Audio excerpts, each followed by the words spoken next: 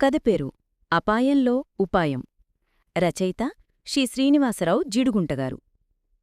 మీ అమ్మాయికి పెళ్లి సంబంధం చూసుకోవాలి కాని మా అమ్మాయికి వచ్చిన సంబంధం చెడగొడతావా సుబ్బారావు, నా ఉసురు తప్పకుండా తగులుతుంది అంటూ కేకలు వేస్తున్న రమణమూర్తిని చూసి, ఎందుకలా కాకిలా అరుస్తావ్, ముందు లోపలికి వచ్చి కూర్చో, జరిగిన విషయం చెప్తాను అన్నాడు సుబ్బారావు. ఛీ, నాకు సిగ్గులేదనుకున్నావా? నీ గుమ్మంలో అడుగుపెట్టడానికి ఎన్నిసార్లు డబ్బులు అవసరమైతే సహాయం చేశాను. చివరికి నీ కూతురు కాలేజ్ ఫీజు నా కూతురు ఫీజుతో పాటు కట్టాను. స్నేహానికి విలువ లేకుండా చేశావు అంటూ వెళ్ళిపోయాడు రమణమూర్తి. ఏమిటండీ, వాళ్ళమ్మాయికి వచ్చిన సంబంధం మనం చెడగొట్టడమేమిటి? మీ స్నేహితుడికి పిచ్చపట్టిందా? అసలు మనం అమ్మాయి పెళ్ళి ఇప్పుడు అనుకోవటం లేదుగా అంది సుబ్బారావు భార్య రమరి. వాడి తిట్లకి ఎలా జవాబులేదో నీ ప్రశ్నలకు అలాగే జవాబులేదు. వాడు కొద్దిగా శాంతించిన తర్వాత అసలు విషయం తెలుసుకుంటాడు. నేను ఏ పని చేసినా వాడి కూతురు రాధిక మంచికోసం చేస్తాను. దానిని చిన్నపిల్లగా ఉన్నప్పట్నుంచి చూస్తున్నాను. అది కూడా మన అమ్మాయిలాంటిదే అన్నాడు సుబ్బారావు. మనం అలా అనుకుంటే చాలా? నానా తిట్లు తిట్టి వెళ్ళాడు. పక్క ఇల్లు వాళ్ళు ఏమనుకుంటారో అని భయంగా ఉంది. అందుకే చెప్పాను, స్నేహం కూడా హద్దుల్లో ఉండాలి అని. వింటేగా మీరు పూసుకుని తిరిగారు అంది. నువ్వు ఒక్కొక్కసారి నామీద విరుచుకుపడవు, అలాగే వాడూను. కొంత టైం గడిస్తే వాడే తిక్క తిరుగు వస్తాడు అన్నాడు సుబ్బారావు. సుబ్బారావు కూతురు మాధురి, రమణమూర్తి కూతురు రాధిక ఇద్దరూ ఒకే కాలేజీలో ఇంజనీరింగ్ చదువుతున్నారు. ఒకరోజు రమణమూర్తి వచ్చి సుబ్బారావుకి చెప్పాడు, తన కూతురికి మంచి సంబంధం వచ్చింది. అబ్బాయి ప్రైవేట్ బ్యాంక్లో పెద్ద ఆఫీసర్. అతని తల్లిదండ్రులు కాలేజ్ ప్రిన్సిపాల్ లెక్చరర్గా చేస్తున్నారు. ఇదిగో ఫోటో చూసి చెప్పు, అబ్బాయి ఎలా ఉన్నాడో అని.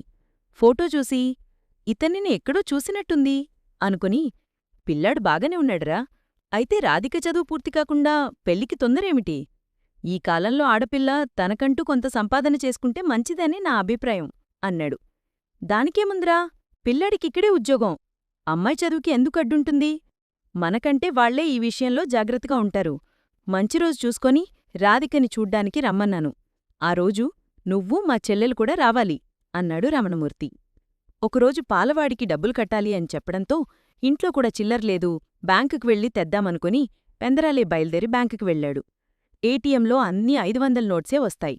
బ్యాంకు తెరిచిన తర్వాత చెక్కు ఇచ్చి క్యాష్ తీసుకున్నామని గోడక ఆనుక్కుని నుంచున్నాడు.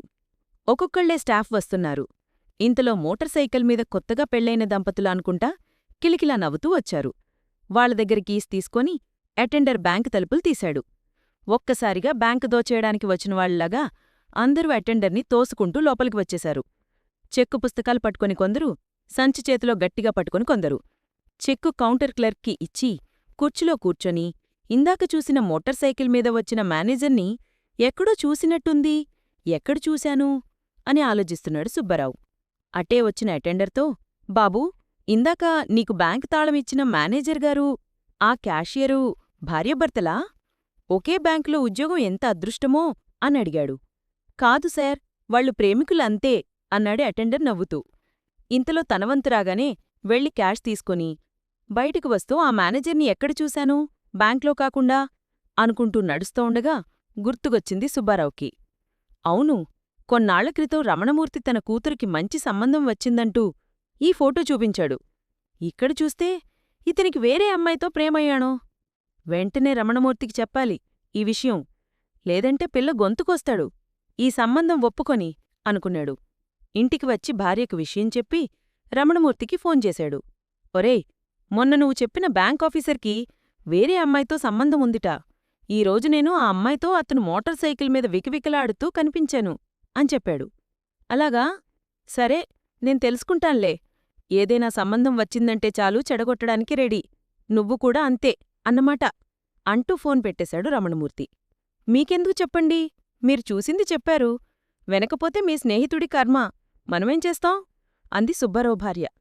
స్నేహం అంటే ఒకళ్ళు పాడైపోతా ఉంటే ఆనందించడం కాదు, ఎలాగైనా ఈ సంబంధం కుదరకుండా చూడాలి అన్నాడు సుబ్బారావు. సుబ్బారావు కూతురికి విషయం చెప్పి, నీ స్నేహితురాలు రాధికకి వచ్చిన సంబంధం కుర్రాడు నా బ్యాంక్ అకౌంటున్న బ్యాంక్లోనే ఉద్యోగం. మొన్న బ్యాంకుకి వెళ్ళినప్పుడు అతను ఆ బ్యాంక్లో పనిచేసే క్యాషియర్తో తిరుగుతున్నాడు అని తెలిసింది. ఆ విషయం రమణమూర్తి అంకల్కి చెప్తే నేను కావాలని కల్పించి వాళ్ల అమ్మాయికి వచ్చిన సంబంధం చెడగొడుతున్నాను అని అనుకుంటున్నాడు. రేపు ఆదివారం పెళ్లిచూపులట. ఏం చేయాలో తెలియటంలేదు అన్నాడు. ఎందుకు నాన్న కంగారు? రాధిక నా స్నేహితురాలేగా. అయినా దానికి చెప్పి ఉపయోగం లేదు. దానికి వాళ్ళ నాన్నంటే అంత నమ్మకం. నా దగ్గర ఒక ప్లానుంది. మీరు కొద్దిగా సాహసం చేస్తే చాలు అని తండ్రి చెవిలో తల్లి వినకుండా రహస్యం చెప్పింది. ఆదివారం నాడు బ్యాంకాఫీసర్ శ్రీకాంత్ పెళ్లిచూపులకి రమణమూర్తి ఇంటికి వెళ్లాడు తల్లిదండ్రులతో సహా. టిఫిన్స్ తిన్న తర్వాత రాధికని చూపించారు. పిల్లవంక చూడకుండా ఇల్లువంక చూస్తున్నావేమిట్రా అన్నాడు శ్రీకాంత్ తండ్రి. బ్యాంకులో పని కదా నాన్నా. ఎక్కడికి ఇన్స్పెక్షన్ వెళ్ళినా ఆ ఆస్తి ఎంత విలువ ఉంటుంది, బ్యాంక్ లోనిస్తే డబ్బులు తిరిగి వస్తాయా అని చుట్టం అలవాటైపోయింది. సారీ, ఏమీ అనుకోకండి. అమ్మాయి నాకు నచ్చింది. చదువు విషయం మీరు చెప్పారు కాబట్టి మీ అమ్మాయికి నచ్చితే మిగిలిన విషయాలు మా నాన్నగారితో మాట్లాడండి అన్నాడు రమణమూర్తితో. బుధవారం ఉదయం బ్యాంక్ తెరవగానే సుబ్బారావు కూతురు మాధురి ఇద్దరూ లోపలికి వెళ్లారు. క్యాషియర్తో విరగబడి నవ్వుతూ తన రూంలోకి వెళ్తున్న శ్రీకాంత్ని చూసింది. బ్యాంక్లో పెద్దగా రష్ లేదు. మాధురి మెల్లగా వెళ్లి క్యాషియర్ రమణికి ఒక పేపలందించింది. అది చదవగానే రమణి మొహం నల్లగా మాడిపోయింది. తనిచ్చిన నోట్లు రాసినట్టుగా మాధురి బయటికి వెళ్లి నుంచుంది రమణి ఫోన్ కోసం. రమణికి ఫోన్లో తన ప్లాన్ చెప్పి, ఇప్పుడు మా నాన్నగారు శ్రీకాంత్ని కలిసి నా ఫోటో ఇచ్చి మా ఇంటికి పెళ్లిచూపులకి రమ్మని పిలుస్తారు. ఒక పక్కన మిమ్మల్ని ప్రేమిస్తూ నిన్న ఆదివారం మా స్నేహితురాల్ని చూసి వచ్చినప్పుడే శ్రీకాంత్ మోసనాడు అని అర్థమయింది. ఆ విషయం మీకు, మా స్నేహితురాలి తండ్రికి అర్థం కావాలి. అందుకీ చిన్న నాటకం. మీరు సహకరిస్తే 3 ఆడపిల్లలం రక్షింపబడతాం అంది. శ్రీకాంత్ గదిలోంచి బయటికి వచ్చిన తండ్రిని కలిసి ఏమన్నాడు అని అడిగింది. రేపు సాయంత్రం ముందు తను ఒక్కడ వచ్చి చూసి నచ్చితే ఊరు వెళ్లిన తల్లిదండ్రులు రాగానే మళ్లీ వచ్చి మిగిలిన విషయాలు మాట్లాడుకుందామన్నాడు అని చెప్పాడు సుబ్బారావు కూతురికి. ఫోటో ఇవ్వకుండా తీసుకుని రమ్మన్నాను, తీసుకుని వచ్చారా అంది. ముందు ఫోటో తన దగ్గర ముంచమన్నాడు. ఎలాగో అమ్మాయిని చూస్తారు కదా, ఒకరికొకరు నచ్చితే ఫోటోలు ఒకరికొకరు ఇచ్చుకుందురు అని తీసుకుని వచ్చేశాను అన్నాడు. మర్నాడు సాయంత్రం శ్రీకాంత్ ముస్తాబు అయ్యి బ్యాంక్ నుంచి బయల్దేరుతూ క్యాషియర్ రమణికి చెప్పాడు. తను అర్జెంటుగా పనిమీద బయటకు వెళ్తున్నాను, నువ్వు ఆటోలో వెళ్ళిపో అని. అలాగే అన్న రమణి శ్రీకాంత్ బయల్దేరగాని తను కూడా బయల్దేరి మాధురి ఇచ్చిన అడ్రస్ ప్రకారం మాధురి ఇంటికి వెళ్ళింది. ఇంటి ముందు శ్రీకాంత్ మోటార్ బైక్ ఉండడం చూసి శ్రీకాంత్ మోసం గ్రహించింది. మీ అమ్మాయిని పిలిస్తే 5 నిమిషాలు మాట్లాడుకుని వెళ్తాను, నాకు అర్జెంటుగా వేరే బ్యాంక్ పని ఉంది వెళ్ళాలి అన్నాడు శ్రీకాంత్. అమ్మాయి కాలేజ్ నుంచి వస్తోంది, ఈలోపు పచ్చిమిర్చి బజ్జీలు తింటూ ఉండండి అన్నాడు సుబ్బారావు. గంట గడిచినా ఇంకా మీ అమ్మాయి కాలేజ్ నుంచి రాలేదేమిటండి అన్నాడు అసహనంగా. వస్తూంటే కారుకి ప్రాబ్లం వచ్చిందిట, ఇంకో అరగంటలో వచ్చేస్తుంది అన్నాడు సుబ్బారావు. మీ అమ్మాయి కార్లో కాలేజ్కి వెళ్తుందా అన్నాడు శ్రీకాంత్. కొత్త కారు తీసుకుని వెళ్ళకే అంటే వినకుండా వేసుకుని వెళ్ళింది. 60 లక్షల కారు. ఏమైందో ఏమిటో, ఈ రోజుల్లో ఏమీ నమ్మలేకపోతున్నాం అన్నాడు సుబ్బారావు. సరే సార్, ఎలాగో ఆదివారం కాలేజ్కి సెలవు కాబట్టి ఆ రోజు వస్తాను అని చెప్పి సెలవు తీసుకున్నాడు. మనసులో వీళ్ళు బాగా ఆస్తిపరులే అనుకున్నాడు శ్రీకాంత్. జరిగిందిది, చూద్దాం, మనం అంటించాం, ఇహ క్యాషియర్ నడిపించాలి అన్నాడు. ఏమిటో మీరు మీ కూతురు ఎప్పుడూ నాకర్థం కారు అంది సుబ్బారావు భార్య. శ్రీకాంత్ ఆదివారం రావడానికి అవసరం లేకుండానే రమణమూర్తి ఇంటికి వెళ్లి జరిగిన సంగతి చెప్పి, మాధురి, సుబ్బారావుగారు మీకోసం ఎంత రిస్క్ తీసుకున్నారో ఈ లెటర్ చూస్తే తెలుస్తుంది అని చూపించి వాటితో పాటు తను శ్రీకాంత్ తీసుకున్న ఫోటోస్ చూపించింది. బాబోయ్, ఎంత మోసం! సుబ్బారావున అనవసరంగా తిట్టిపోశాను. నా కూతురు జీవితం నాశనం కాకుండా రక్షించాడు అనుకుని ఒక్కసారి రమణివంక చూసి, మరి శ్రీకాంత్ ఇటువంటివాడు అని తెలిసింది కదా, మరిప్పుడు నీ పరిస్థితేమిటి అన్నాడు.